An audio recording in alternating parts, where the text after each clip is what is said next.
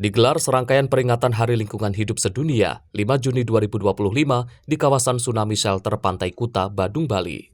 Mengingat polusi plastik merupakan bom waktu ekologis, apalagi dunia saat ini memproduksi lebih dari 400 juta ton plastik setiap tahun. Ironisnya, hanya kurang dari 10% yang berhasil didaur ulang dan sisanya mencemari tanah, sungai, laut, dan bahkan telah terdeteksi dalam rantai makanan manusia. Menteri Lingkungan Hidup Hanif Faisal Nurofik menjelaskan untuk di Indonesia situasinya tak kalah memprihatinkan. Berdasarkan data Sistem Informasi Pengelolaan Sampah Nasional tahun 2023, total timbulan sampah mencapai 56,6 juta ton, di mana sekitar 10,8 juta ton atau hampir 20% adalah sampah plastik.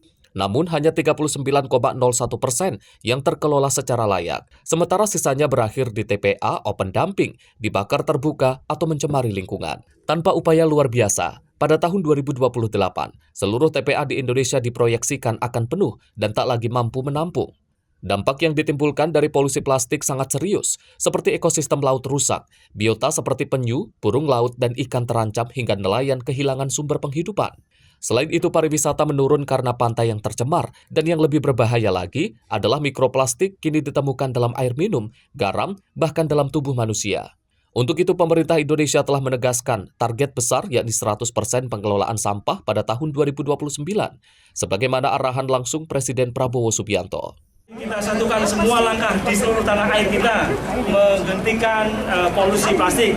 Ini sudah sangat-sangat berat buat bumi kita. Dengan tekad kita bersama di tempat yang sangat indah ini, di tempat yang banyak maknanya ini, mudah-mudahan semangat kita ini bukan hanya slogan, bukan hanya mantra, tetapi langkah pasti yang kita lakukan.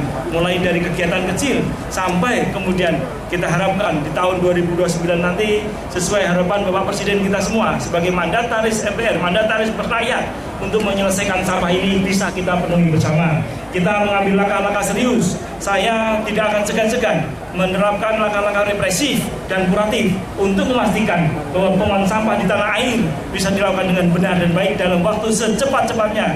Saya tidak akan mentoleransi terlalu panjang waktu kita. Sudah cukup kita berlina-lina di dalam pengolahan sampah. Kami akan mengambil langkah-langkah tegas dan kami bersyukur jajaran kejaksaan, pengadilan, kepolisian, tentara mendukung itu semuanya. Upaya-upaya penegakan hukum, pemberian sanksi-sanksi yang cukup berat, 5 tahun, 3 miliar itu sudah membahagiakan kami. Semua pihak ternyata berlomba-lomba untuk menyelesaikan masalah plastik ini. Jadi kita semua wajib kita sadar, wajib sesadar-sadarnya, atau kemudian hukum yang akan menyadarkan kita untuk anak generasi kita yang akan datang. Jadi itu ya mungkin acara pakai. Realnya seperti apa, Pak? Realnya kita telah menghentikan pengelolaan open dumping di seluruh tanah air. Dan kami hanya memberikan waktu 6 bulan kepada seluruh jajaran pemerintah provinsi, pemerintah kabupaten untuk berpikir dengan sangat cermat dan cerdas untuk menyelesaikan sampahnya plastik masing-masing. Dalam hal 5 bulan tidak dipenuhi, kami akan melakukan evaluasi dan melakukan langkah-langkah kuratif yang lebih tegas untuk memastikan bahwa penanganan sampah di masing-masing kabupaten dilakukan dengan benar.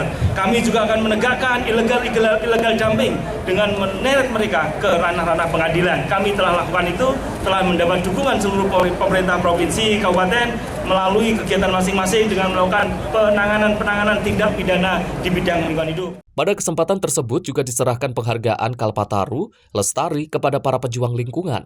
Penghargaan ini diserahkan kepada 12 orang yang memenuhi sejumlah kriteria. Mereka dipilih karena selama 5 tahun telah bekerja secara konsisten untuk melestarikan lingkungan hingga saat ini. Selain itu juga peran mereka dalam melakukan peningkatan kegiatan dan mereplikasi kegiatan pelestarian itu di tempat lain.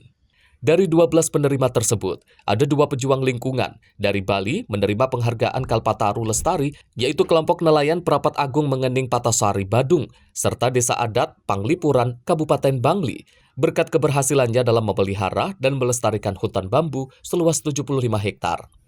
Selain itu juga secara konsisten melakukan pemilahan 14 jenis sampah yang menerapkan awik-awik antara lain larangan merusak lingkungan dan menjaga kebersihan desa.